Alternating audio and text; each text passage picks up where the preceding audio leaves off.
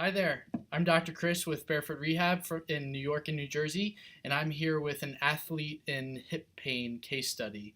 Please excuse me, I'm going to be looking away from the video camera just so I can look at my notes and be sharing what's going on with her. The wonderful Sari is a mostly smiley, very smiley, happy 30-year-old female who came to us with about 8 months of bilateral hip pain.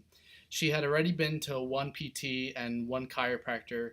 She'd experienced 24 treatments of Graston technique to her groin muscles, which got her some mild improvement, but she wasn't happy with where she had been. Sari came to us because her squat strength numbers had gone down to below 120 pounds. She couldn't do more than that when previously she had been squatting over 210 pounds. So she lost almost 50% capacity when it comes to her strength in the squat. She wanted to be able to squat without pain. On exam, we found that her thigh to chest test, or her supine hip flexion, was about four finger breaths away from touching her ribs on her left side, and she was about 2 finger breaths away from touching her ribs on her right side. Full is her thigh should be touching her ribs. When her thigh got to that 4 finger breaths width, she experienced a pinch in the front of her hip. And this is also what she felt when she air squatted. When she air squatted, she felt 7 out of 10 pain in the front of both of her hips when she squat. And also, her right foot was a little bit toed out more than it should be compared with her left foot, which was more toed in. And we checked her ankle dorsiflexion, or her knee to the wall test, and it was more than 5 inches away from the wall, which is passing or full on both sides. So this rules out her ankle as a problem with her squat and rules in probable cause being her hip.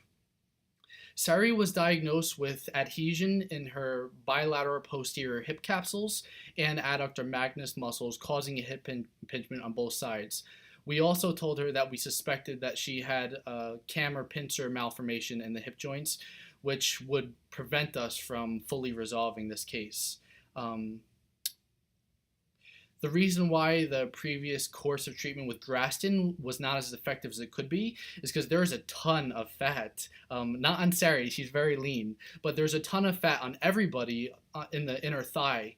So it makes it a very ineffective area to treat the groin with an instrument because you're going to be crushing all those fat globules before you get to the very deep adductor magnus muscles. And by definition, usually an instrument does not work well anywhere that's deeper than about an inch of tissue when you're trying to treat. So in those cases, you need to get deeper with your hand in order to be effective in those areas.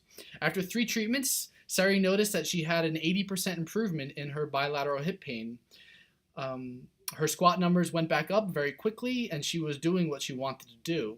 Unfortunately, though, this was her ceiling as far as improvement, based on several factors. One is she had a very high volume of training. We also addressed some lack of hydration issues that could be causing her fascia to be much stickier than we wanted it to be. And again, we also suspected that she had those structural dysfunctions, the cam and pincer malformations in the hips.